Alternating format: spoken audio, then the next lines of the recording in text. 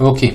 Donc, jusqu'à maintenant, on a fait des exemples où est-ce que je vous donnais une situation où mu était égal à 100, sigma était égal à 15, puis par exemple, vous preniez un échantillon de 25 personnes, par exemple, et là, je vous demandais quelles sont les chances de trouver une moyenne qui est égale ou supérieure à une certaine valeur. On a aussi fait quelles sont les chances de trouver une moyenne qui est égale ou inférieure à une certaine valeur. Puis on a aussi fait quelles sont les chances de trouver une moyenne qui se situe entre telle valeur et telle autre valeur. Okay? Jusqu'à maintenant, on a fait ça un peu de manière mécanique sans se demander mais pourquoi est-ce qu'on ferait telle affaire? Okay? Ben, on ferait telle affaire pour tester une affirmation, pour tester une hypothèse, pour déterminer si quelque chose fait du sens ou non. Okay? Puis jusqu'à maintenant, on n'a pas parlé d'hypothèse encore, puis c'est ce que je vais faire dans cette vidéo-ci. Okay? Pour qu'il y ait une hypothèse, il faut qu'il y ait un certain contexte au problème. Alors voici votre contexte. Vous savez que le QI se distribue dans la population normale avec une moyenne de 100 puis un écart type de 15. Mais pour une raison ou une autre, vous commencez à penser, je ne sais pas pourquoi, que peut-être que les enfants qui habitent proches de lignes électriques ont un niveau d'intelligence qui devient plus élevé. Okay? C'est complètement farfelu, mais imaginons ça. Okay? Est-ce possible? Vous avez remarqué, par exemple, que les gens qui habitent proche d'une station électrique sont vraiment smart. Fait que là, vous vous demandez, coudonc, est-ce que vivre proche d'une station électrique ou de fils électriques pourrait rendre les enfants plus intelligents? Okay? Donc, comment est-ce que vous allez procéder pour répondre à cette question-là? Ben, vous allez prendre un échantillon, par exemple, disons, de 25 enfants qui habitent proche de lignes électriques. Puis vous allez calculer leur moyenne de QI. Et imaginons qu'en faisant ça, vous obtenez une moyenne de 103,48. OK?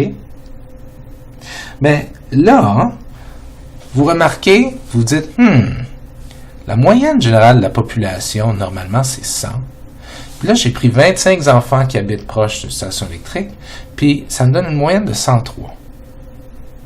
Là, il y a la question qui devrait venir à votre esprit, ici, c'est, il y a une différence de 3,48 points là, entre 100 et 103,48.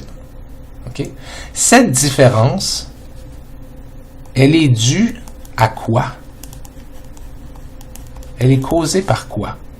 Est-ce qu'elle est causée simplement par la chance, par le hasard, par le fait que parfois, quand je vais aller dans une population de 100 puis avec un écart type de 15 puis que je vais piger un échantillon de 25, parfois je vais tomber sur un échantillon dont la moyenne est 103,48, simplement dû à la chance.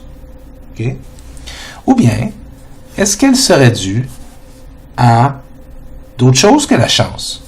Peut-être dû au fait que les gens dans cet échantillon de 25 habitent proche d'une centrale électrique.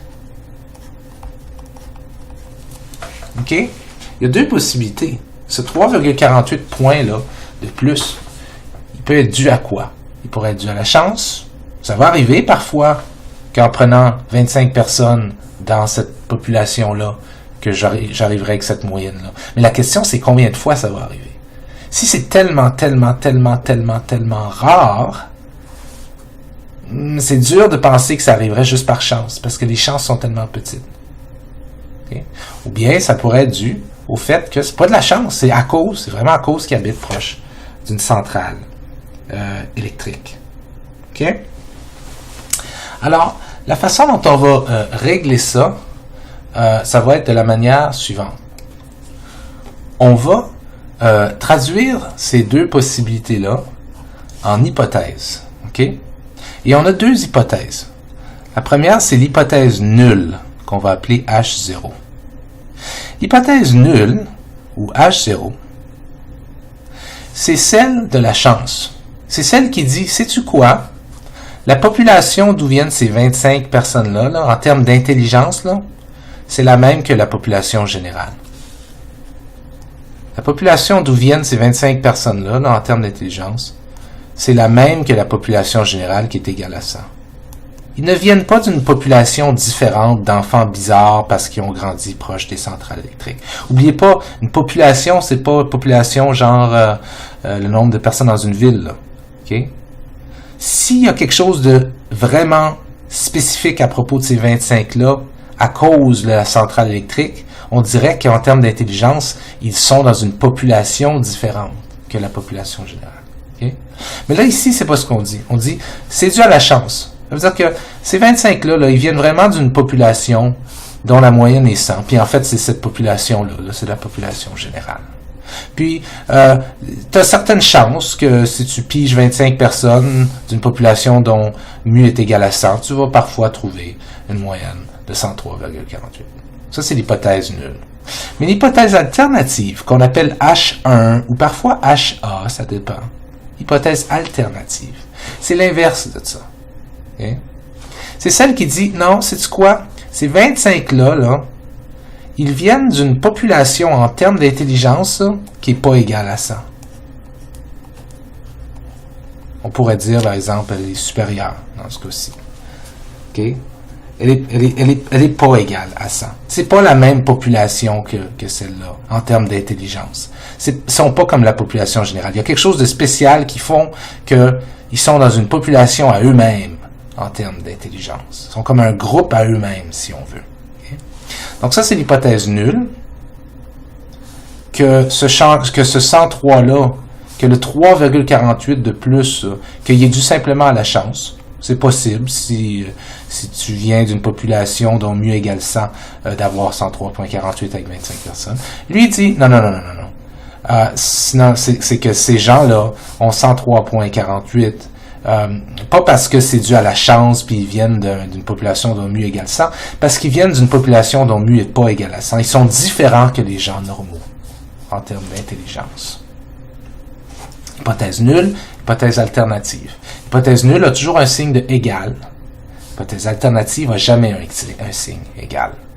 Bon, vous pourriez dire, oui, il y a un signe égal là-dedans. Oui, mais il est barré. Là. Il n'y a jamais de signe égal. L'hypothèse nulle, c'est qu'il n'y a jamais aucune différence. Okay? Il n'y a aucune différence entre la population d'où viennent ces 25 puis la population générale. En d'autres mots, la population d'où ils viennent, ces 25, est égale à 100, comme la population générale.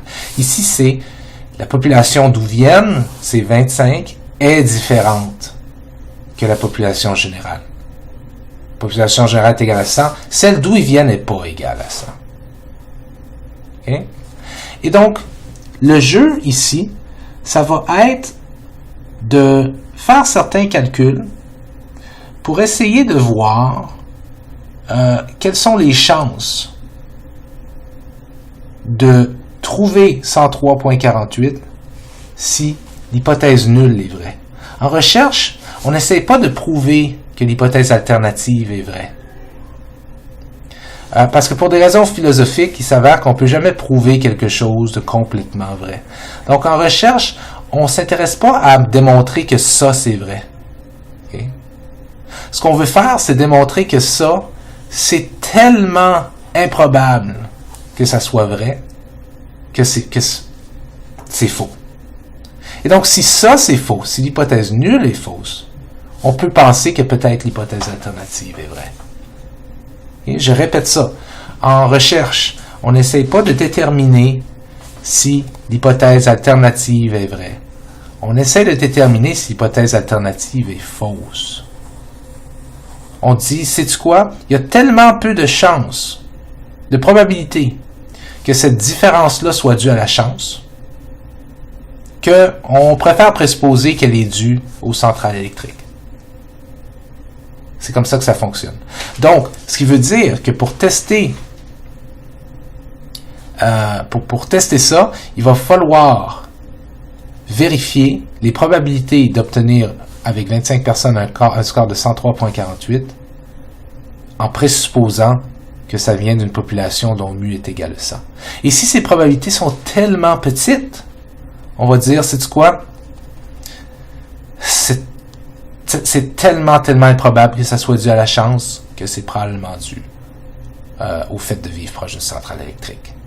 Ça, c'est en gros un test d'hypothèse.